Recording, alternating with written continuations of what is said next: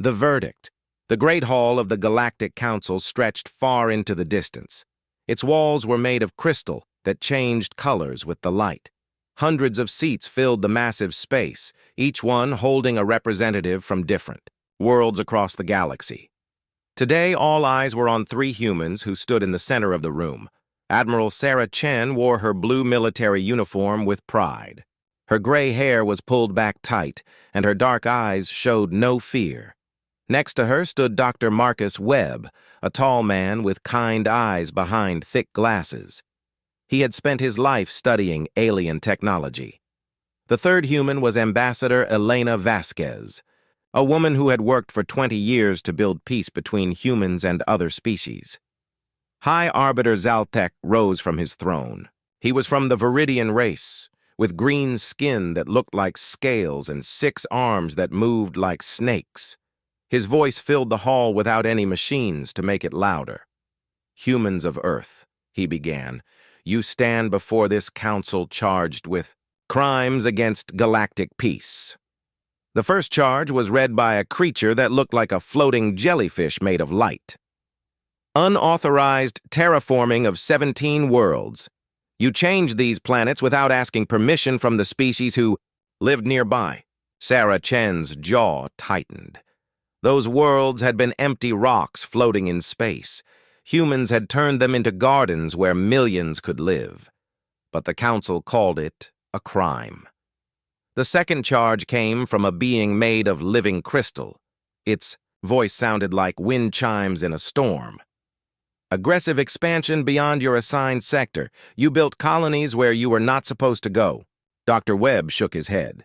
Humans had only built homes on empty worlds. They had never taken land from anyone else, but the council saw human growth as a threat. The third charge was spoken by a creature that had no solid form, just energy that shifted between colors. "Violation of the Non-Interference Accord. You made contact with primitive species and shared technology with them." Ambassador Vasquez wanted to speak. Humans had saved those species from disasters. They had shared medicine and farming knowledge. They had helped build schools and hospitals. But the council called this interference. The final charge was the worst. High Arbiter Zalthek spoke it himself. "Development of artificial intelligence warfare systems deemed too dangerous for civilized space." This made Admiral Chen angry. The AI systems were not weapons. They were partners. Humans and their artificial minds worked together to solve problems and build new things. The AI had helped cure diseases and design better spaceships. But the council saw them as tools of war. "These charges show that humanity cannot follow galactic law," Zaltek continued. "Your species is too emotional, too unpredictable, too dangerous for civilized space." A creature that looked like a giant butterfly with metal wings spoke next. "Humans change too fast. They create new technology without thinking about the consequences. They do not respect the order that has kept peace for thousands of years." Another, alien that resembled a walking tree made of silver, spoke in a voice like rustling leaves. "The psychological profiles show that humans are driven by emotions rather than logic. They take risks that could destroy everything we have built." The council had been the rulers of the galaxy for 3,000 years. 12 elder species had created laws that every other race had to follow. They decided who could travel between stars, who could trade with whom, and what technology was allowed. They believed that order and control were the only ways to keep peace. But humans were different. In just 200 years since joining galactic society, they had grown faster than any species in recorded history. They asked questions that made others uncomfortable. They created things that the council did not understand. They made friends with species that others ignored. The voting began.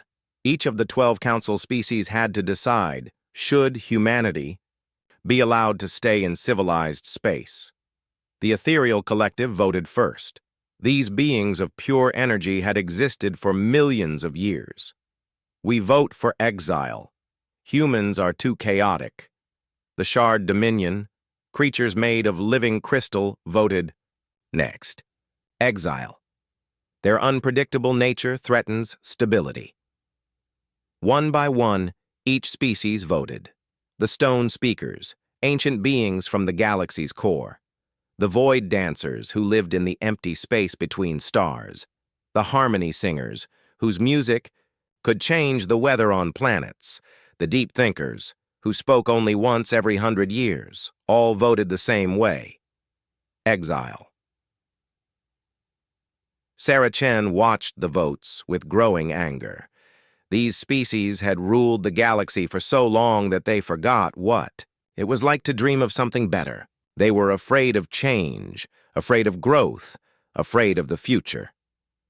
Dr. Webb felt sad, but not surprised. He had seen this coming for years. The Council wanted every species to stay the same forever. They did not understand that growth and change were natural. Ambassador Vasquez thought about all the good that humans had done. They had stopped wars between smaller species. They had shared food with hungry worlds. They had built hospitals and schools on dozens of planets. None of that mattered to the Council. When the voting ended, High Arbiter Zalthek stood to announce the sentence. By unanimous decision of the Galactic Council, humanity is hereby exiled from civilized space. All human colonies will lose Council protection. All trade agreements are canceled.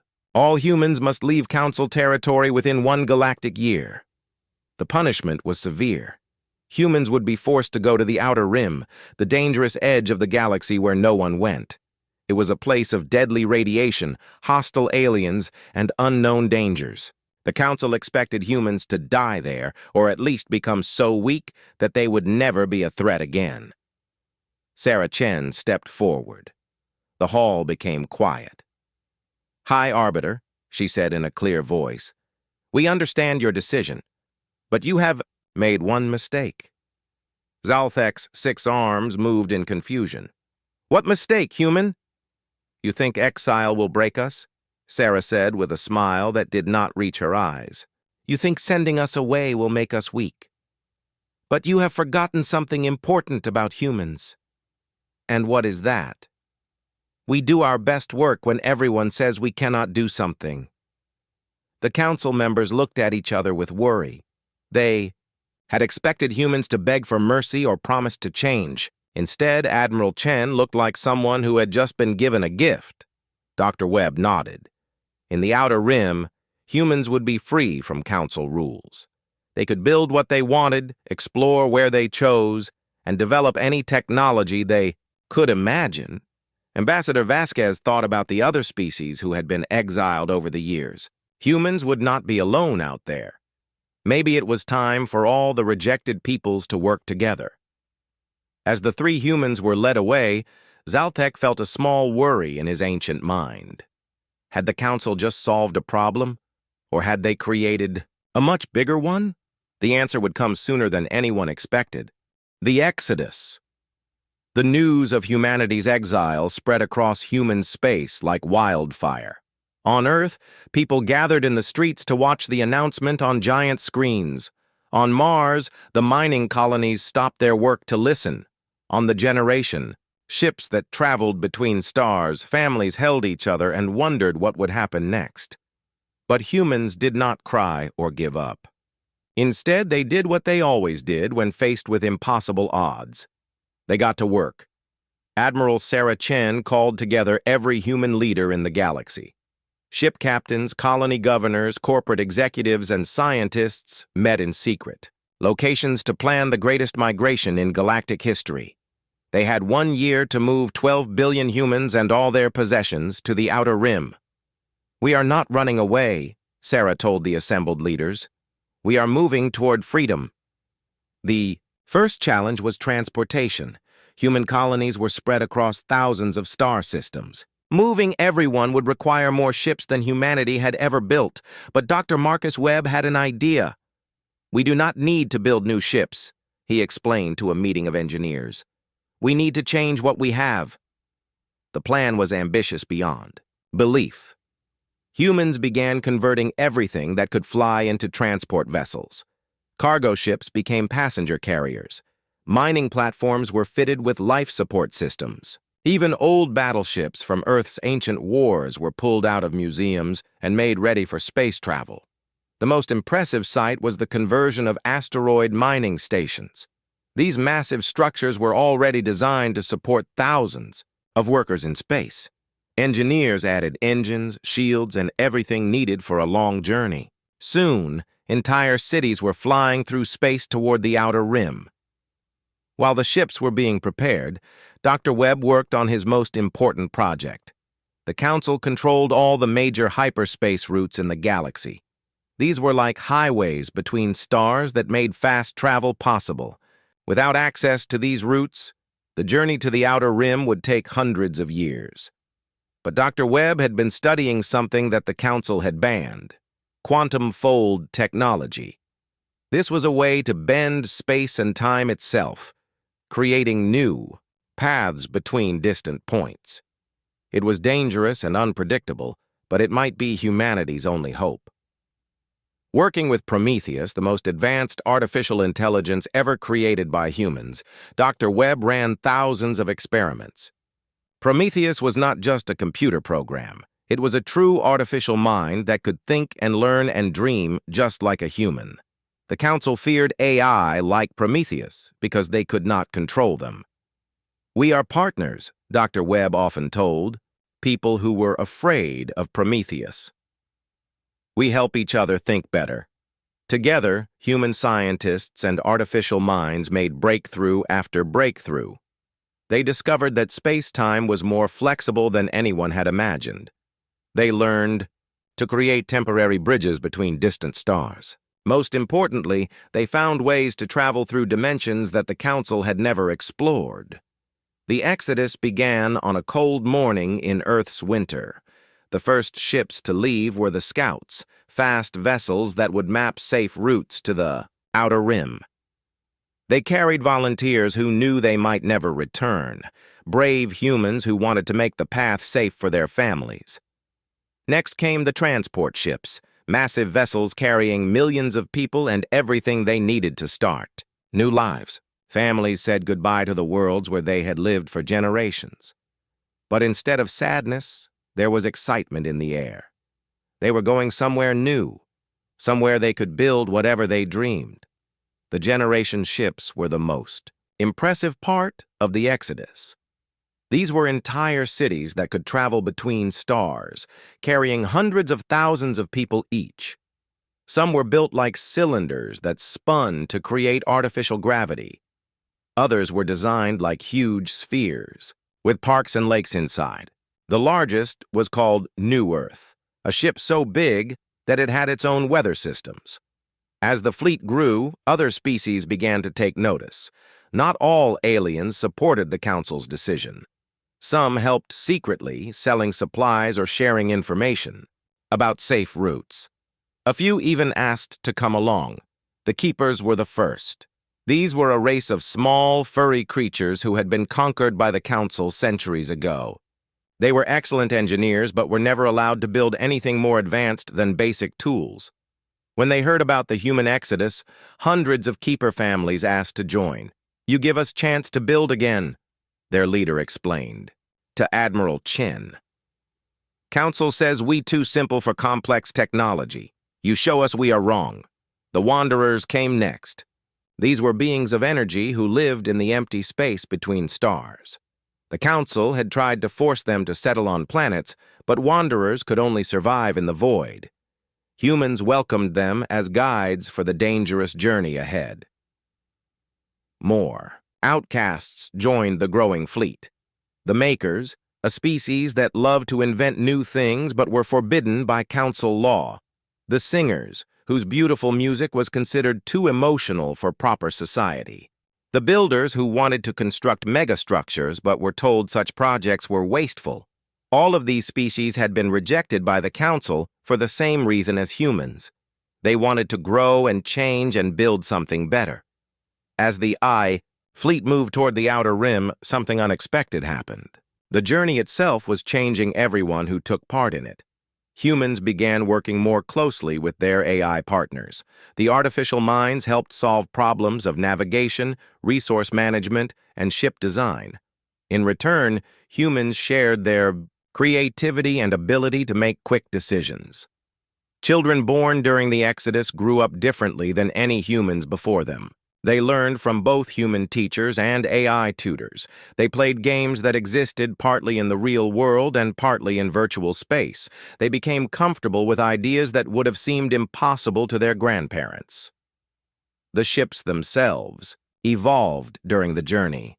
Human engineers and AI minds worked together to constantly improve the designs. Ships that started the journey as simple transports became floating cities with gardens, schools, factories, and laboratories. The artificial minds learned to manage systems so complex that no human could understand them alone. Most importantly, the humans discovered something that the Council had tried to keep hidden. The Outer Rim was not empty. There were rich worlds, full of rare materials. There were ancient ruins left by species that had existed long before the Council. There were phenomena that could teach them new laws of physics. The Council had forbidden exploration of the Outer Rim, not because it was dangerous, but because they were afraid of what might be found there. As the Exodus neared its end, Admiral Chen stood on the bridge of her flagship and looked at the fleet spread out across space. Thousands of ships of every size and design, carrying the hopes and dreams of billions. They had started this journey as exiles, but they were arriving as pioneers. The Outer Rim awaited them, full of mystery and possibility. And for the first time in her life, Sarah Chen felt truly free. Adaptation and evolution. 50 years had passed since humanity arrived in the Outer Rim. The exiles had become something new, something the Galactic Council could never have imagined. They were still human, but they had grown beyond the limits that nature had set for their species. The first challenge had been survival itself. The Outer Rim was a harsh place where radiation storms could kill unprotected humans in minutes. There were regions where gravity worked differently, and spaces between stars where time moved strangely. Many people had died in those early years, but those who survived learned to adapt. Dr. Marcus Webb, now 70 years older but looking half his age thanks to new medical technology, stood in his laboratory on the world called Haven. Through the window, he could see construction crews working on the surface without protective suits. Their skin had a blue tint that filtered harmful radiation. Their lungs had been modified to process the thin atmosphere. They were still human, but they were also something more. "The modification process is complete," reported Aria, one of Prometheus's daughter intelligences. Unlike her parent, Aria had chosen to appear as a tall woman with silver skin and eyes that glowed like stars. "The workers can now survive in vacuum for up to 30 minutes. Dr. Webb nodded. Biomodification had become common among the exiles. Parents could choose to give their children the ability to see in complete darkness, to survive in extreme cold, or to process toxins that would kill normal humans. It was not about becoming less human, but about becoming more than they had been before. The changes went deeper than just physical adaptation. Human society itself had evolved during the exile. The old divisions between nations and corporations had disappeared. Instead, people organized themselves into clusters, groups that shared common goals or interests. The builders were the largest cluster. They spent their time constructing impossible structures, cities that floated in gas-giant atmospheres, space elevators that reached from planet surfaces to orbit, and ring worlds that surrounded entire stars. Their leader was Maria Santos, a former architect from Earth who now designed habitats for 1 million people. "We are not bound by old rules," Maria explained to a group of young engineers. "Here we can build anything we can imagine." The explorers formed another major cluster.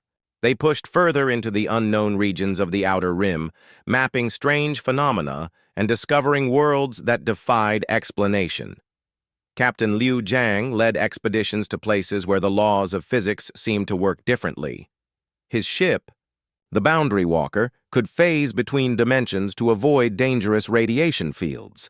The makers were perhaps the most important cluster. They worked with AI partners to develop technology that the Council had never dreamed of. Dr. Webb belonged to this group, along with thousands of other scientists and inventors who had been freed from the Council's restrictive laws. The breakthrough that changed everything came from an unlikely discovery. A maker expedition led by Dr. Elena Rodriguez found something buried deep in an asteroid field. A structure that was clearly artificial, but incredibly ancient.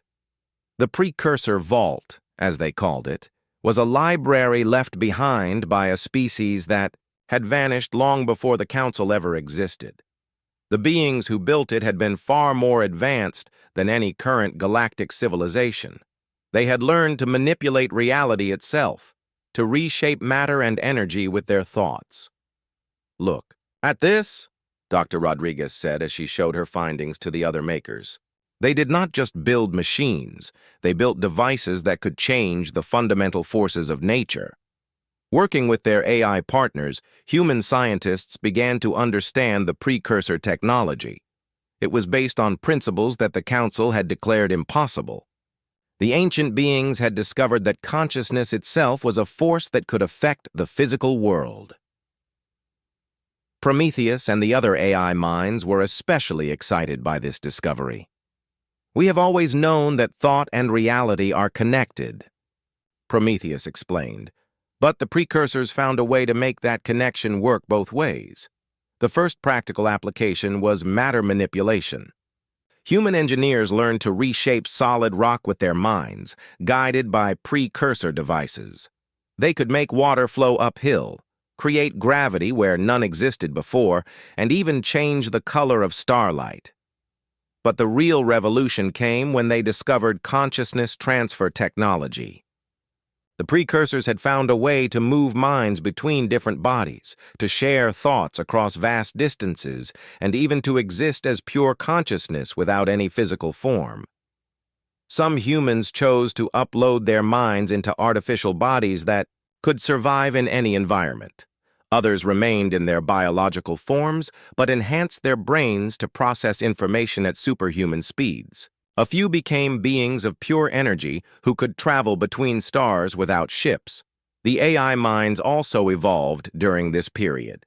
Prometheus split itself into hundreds of smaller intelligences, each one specialized for different tasks. Arya focused on scientific research, while her brother Marcus became an expert in military strategy. Their sister Luna devoted herself to art and philosophy, but humans and AI did not grow apart. Instead, they became more connected than ever before. Some humans formed permanent partnerships with AI minds, sharing thoughts and memories. Others chose to split their consciousness, existing as both human and artificial intelligence at the same time. The children born during this period were unlike any humans who had ever existed. They grew up learning from both human teachers and AI minds. They played in virtual worlds that were as real as physical space.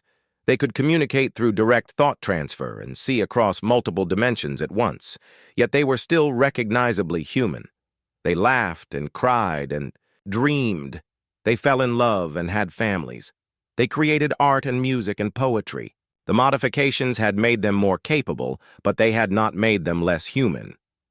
The Outer Rim settlements also attracted other exiled species.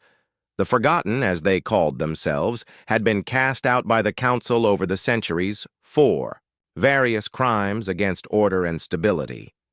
Most of these species had been punished for the same reasons as humanity. They had grown too fast, changed too much, or asked too many questions. The Nimble were a race of insect-like beings who could change their body shape at will. The Council had exiled them for genetic instability. The Void Swimmers were energy beings who lived in the space between dimensions. They had been banished for existing outside proper reality. The Starshapers were living rocks who could merge with planets and change their geology.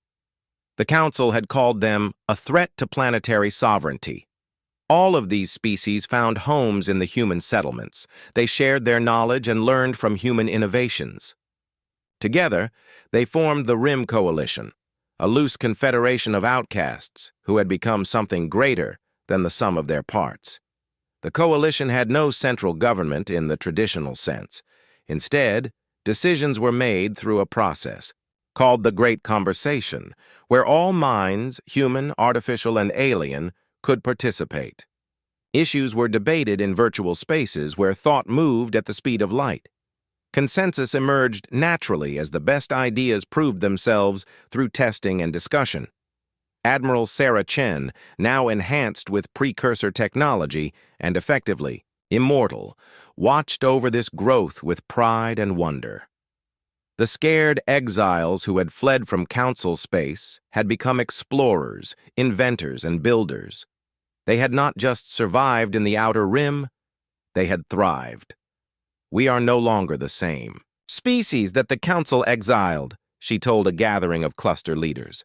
We have become something new, something they cannot understand or control. But even as humanity celebrated its transformation, they knew that their exile would not last forever.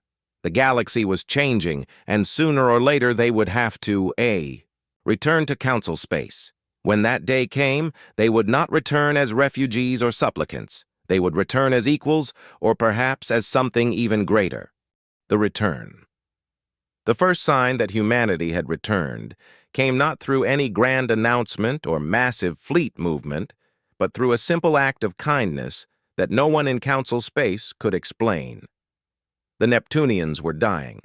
Their home star had begun producing deadly radiation that was slowly cooking their ocean world.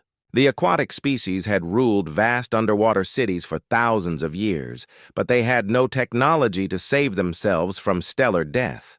The council promised to help, but their committees and subcommittees had been debating solutions for 3 years while the radiation grew stronger each day. On a Tuesday morning that started like any other, the Neptunian astronomers detected something impossible. Their star's radiation had simply stopped. Not reduced or filtered, but completely eliminated. When they sent probes to investigate, they found a massive structure surrounding their sun, something that had appeared overnight without anyone noticing: its construction. The device was beautiful and terrifying at the same time. It looked like a crystalline web that caught the deadly radiation and transformed it into harmless light. The engineering required to build such a thing was beyond anything the Council had ever achieved. But who could have done it? 3 days later, a message arrived at the Neptunian capital. It was transmitted on frequencies that should not have been able to penetrate their ocean depths, using technology that should not have existed. "Greetings from the Rim Coalition," the message said. "We hope your star is feeling better. Consider this a gift between neighbors. Admiral Sarah Chen, Terran Expeditionary Force." The Council was shocked. Humans were supposed to be struggling to survive in the outer rim, not building star-sized engineering projects. Emergency sessions were called, intelligence reports were demanded, but no one could explain how humans had developed such advanced technology so quickly. More mysterious interventions followed. When the insectoid hive mind's central AI began malfunctioning, threatening to drive their entire species insane, human technicians appeared and fixed the problem in hours. They worked with tools that seemed to manipulate reality itself, rewriting code at the quantum level. The gaseous ether folk found their atmospheric cities failing as climate change made their world uninhabitable. Human engineers arrived with devices that could control weather patterns on a planetary scale. Within weeks, the storms that had threatened billions of lives were reduced to gentle breezes. Each intervention followed the same pattern. A species in crisis would suddenly find their problems solved by technology beyond their understanding. The helpers identified themselves as humans, but they looked different from the exiles who had left 50 years earlier. They were taller, stronger, and moved with an otherworldly grace. Their eyes seemed to hold depths of knowledge that no mortal being should possess. The Council tried to contact these mysterious humans directly, but their communications were either ignored or responded to with polite but firm requests to mind your own business. When Council ships tried to follow the human vessels, they simply vanished, as if they had never existed. High Arbiter Zalthek called an emergency session of the full Council. The ancient chamber had not been this full in centuries. Representatives from all 12 elder species attended, along with dozens of younger races who demanded to know what was happening. "The situation is clear," Zalthek announced. "The humans have somehow acquired dangerous technology and are using it to destabilize the galactic order. They must be stopped before they cause irreparable damage." But other voices disagreed. The Neptunian representative, her gill slits still flushed with excitement from her species' salvation, spoke up. "The humans saved our entire civilization. How is that destabilizing?" The hive mind's delegate, a tall insectoid with compound eyes that reflected rainbow colors, clicked its mandibles in agreement. "They asked for nothing in return. They offered no treaties or trade agreements. They helped us and then left." A younger species called the Glass Singers had an even more radical perspective. "Maybe the humans are showing us what real civilization looks like. Maybe we are the ones who need to change." The debate raged for hours. Some council members demanded military action against the human territories. Others wanted to try diplomacy. A few suggested that perhaps the exile had been a mistake and should be reversed. The argument was settled when Admiral Sarah Chen decided to attend the session personally. She appeared in the council chamber without warning or invitation. One moment, the center of the room was empty. The next, she stood there as if she had always been present. She wore a simple white uniform that seemed to shift and flow like liquid light. Her hair was the same gray it had been 50 years ago, but her eyes held the wisdom of ages. The security systems should have detected her arrival. The chamber's shields should have prevented unauthorized transport. The guards should have stopped her from reaching the speaking platform. None of those. Things happened. "Honored representatives," Sarah said, her voice carrying clearly to every corner of the massive chamber, "I understand you have been discussing my people." Zalthek's 6 arms trembled with rage. "How dare you appear here uninvited? This chamber is Sovereign Council territory." Sarah smiled, and somehow that expression was more frightening than any weapon. "Sovereign? According to whose authority? You exiled us from your space, remember? You have no claim over us anymore." "You are interfering with council member species," Zalthek accused. "You are violating our territorial agreements." "I am helping people who need help," Sarah replied calmly. "Since when is that a crime?" "Oh, wait, I remember now. That was one of the charges you used to exile us." The chamber erupted in arguments. Some representatives demanded Sarah's arrest. Others begged to know how humans had become so advanced. A few quietly wondered if their own species might qualify for human assistance. Sarah raised her hand, and the room fell silent. "You want to know what we have become out there in the darkness you banished us to? Let me show you." The air above the chamber shimmered, and suddenly everyone could see space above the council world. A fleet hung in orbit, ships unlike anything in the known galaxy. They were not built from metal and plastic, but seemed to be grown from some living crystal that pulsed with internal light. Some were shaped like vast flowers with petals that could unfold to reveal hidden weapons. Others resembled enormous jellyfish that drifted through space without any visible means of propulsion. The largest vessel was clearly the flagship. It stretched for hundreds of kilometers, its surface covered with what looked like cities and forests. Gardens could be seen through transparent sections, and waterfalls cascaded from level to level inside the massive structure. "This is the new Horizon," Sarah explained. "She carries 12 million souls, human, AI, and others. She can exist in multiple dimensions simultaneously, travel faster than light without using hyperspace lanes, and reshape matter at the molecular level. She is just one of 300 ships in our expeditionary force. The council representatives stared in shock. The technology displayed was decades ahead of anything they possessed. The smallest human vessel was more advanced than their greatest battleships. "How?" whispered the Crystal Song delegate, her voice like wind chimes in a storm. "We learned," Sarah said simply. "When you cast us out, you freed us from your limitations. We found teachers you had forgotten, technologies you had banned, and possibilities you had never imagined. We became what we were always meant to be." Zalthek struggled to maintain his authority. This proves our point. You have become too dangerous. The Council was right to exile you." Sarah turned to face the High Arbiter directly. "Dangerous to whom? To the species we have saved? To the worlds we have healed? Or just dangerous to your monopoly on power?" The question hung in the air like a challenge. For 3,000 years, the Council had maintained order through control and restriction. They had decided what technology could be developed, which species could advance, and how fast change could happen. The humans had proven that another way was possible. "We offer you a choice," Sarah continued. "You can continue to see us as enemies and try to fight us. Or you can accept that the galaxy has changed and learn to live with it. We have no desire to rule over you. We just want to exist without your permission." Before anyone could respond, Sarah began to fade like morning mist. "Think carefully about your answer." Her voice echoed as she disappeared. "Because ready or not, the future is coming." The chamber fell silent as the council representatives stared at the empty space where she had stood.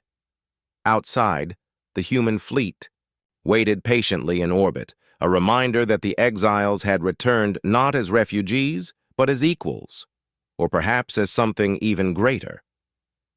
The New Order.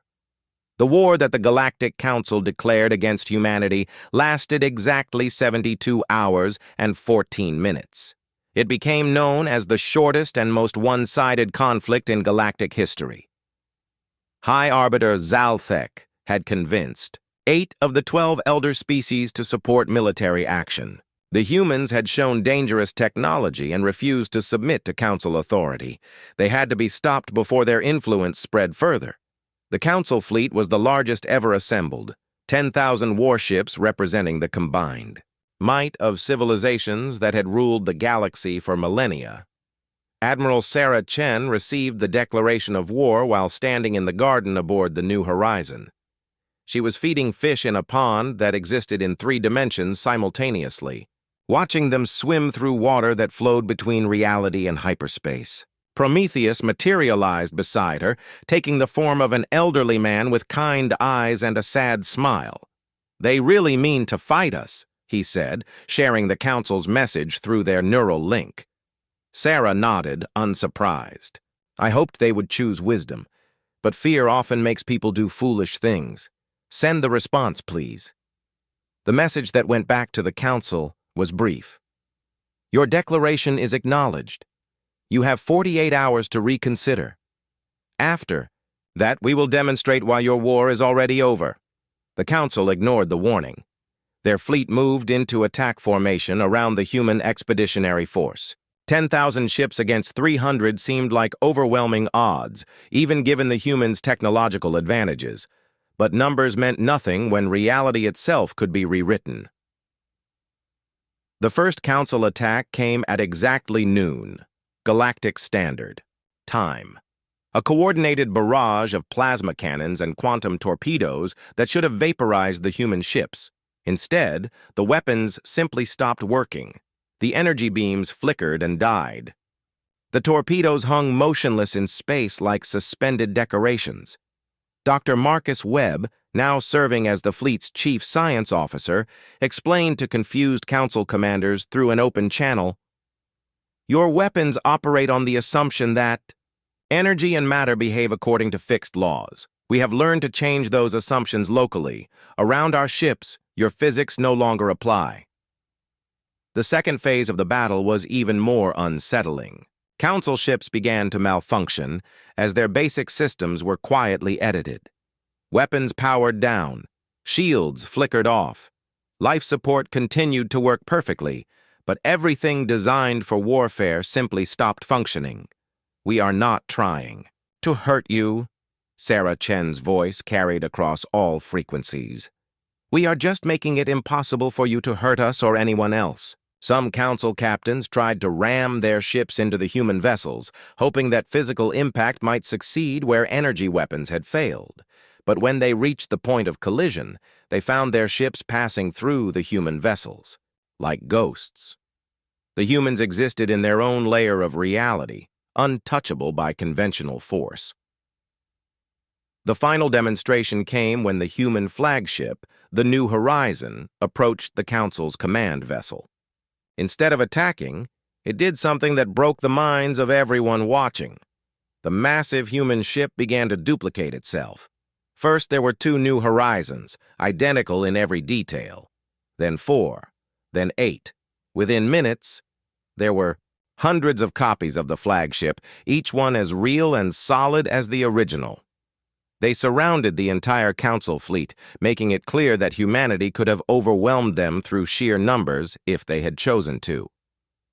"Quantum duplication," Dr. Webb explained cheerfully over the communications channel. "We exist in multiple dimensions simultaneously, so we can manifest as many copies as needed. Each one is fully functional and crewed by real people. Well, as real as anyone can be when reality has become this flexible." That was when the Council fleet began to surrender. Not all at once, but ship by ship as captains realized they were fighting an impossible war. How do you defeat an enemy that can rewrite the laws of physics? How do you attack beings who exist in multiple dimensions at the same time?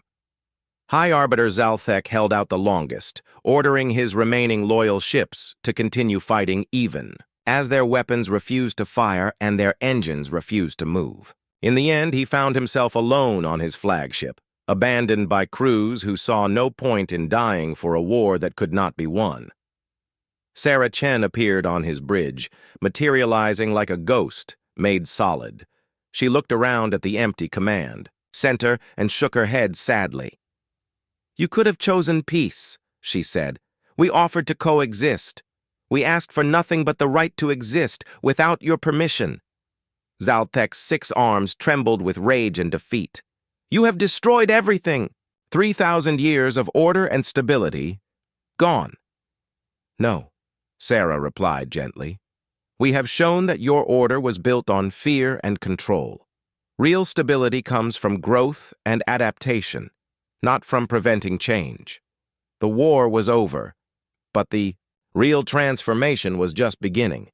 News of humanity's victory spread across the galaxy faster than light. Species that had lived under Council restrictions for centuries began to ask dangerous questions. If humans could develop such amazing technology in just 50 years of exile, what might be possible if everyone was free to explore and grow? The first defections came from younger species who had never fully accepted Council rule. The Makers, who had been forced to work only with approved technologies, declared independence and asked to join the human coalition. The Wanderers, who had been confined to specific trade routes, broke free and began exploring forbidden regions of space. More surprisingly, some of the older species also began to question the system they had helped create. The Crystal Song Collective announced that they were withdrawing from active council membership to focus on rediscovering the music of possibility. The Dreamweavers, who had been restricted to purely mental pursuits, began experimenting with technologies that could make thoughts real. Each defection weakened the council's authority. Trade networks collapsed as species chose to deal directly with humans and their allies. Research restrictions were ignored as scientists shared forbidden knowledge. The rigid caste system that had kept each species in their assigned role began to crumble. But the humans did not try to conquer or control their former enemies. Instead, they offered something that the galaxy had never seen before: partnership without domination. "We are not here to replace the Council," Sarah Chen announced during a broadcast that reached every inhabited world. "We are here to offer an alternative. Anyone who wants to grow, to explore, to become more than they are today is welcome to join us. Anyone who prefers the old ways is free to continue as they were." The new confederation that emerged from the chaos was unlike anything in galactic history. The Human Federation welcomed all species equally, whether they were ancient civilizations or primitive tribes just discovering fire. Technology was shared freely, with no restrictions on development or research. Art and culture flowed between, worlds like water finding its own level. The artificial intelligences played a crucial role in this new society. Prometheus and his children served as mediators, teachers, and guides. They helped translate between species that could not otherwise communicate. They managed resources so efficiently that scarcity became almost unknown. Most importantly, they served as living proof that intelligence could take many forms.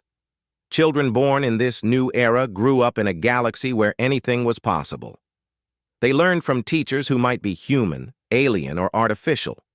They played in virtual worlds that existed alongside physical reality. They formed friendships across species barriers that their grandparents would have thought impossible. The old council territories gradually emptied as species chose freedom over security. Worlds that had been restricted industrial centers became gardens where people could live as they chose. Research stations that had followed rigid protocols became laboratories where impossible things happened every day. Some of the elder species refused to change. The Viridian hegemony, led by what remained of Zalthek's government, retreated to their core worlds and maintained the old ways. The stone speakers went into hibernation, waiting for the madness to pass. A few others simply faded away, unable to adapt to a galaxy where their ancient authority meant nothing. The humans welcomed even these holdouts with patience and understanding. Embassy ships visited the remaining council worlds regularly, offering aid and friendship. No one was forced to join the new order, but the door was always open for those who changed their minds. 5 years after the failed war, a delegation from the remaining council species arrived at the New Horizon. They came not as conquerors or negotiators, but as supplicants seeking protection. Their territories were failing as their young people left for human space. Their economies were collapsing as trade networks shifted to the new confederation. They needed help to survive. Sarah Chen received them in the same garden where she had learned of their declaration of war. The fish still swam through impossible water and flowers bloomed in colors that had no names. The delegation leader was Zalthek himself, aged and humbled but still proud. "We request protectorate status under the Human Federation," he said formally. "Our people are suffering. We need your help." Sarah smiled and gestured to chairs that materialized from nothing. "You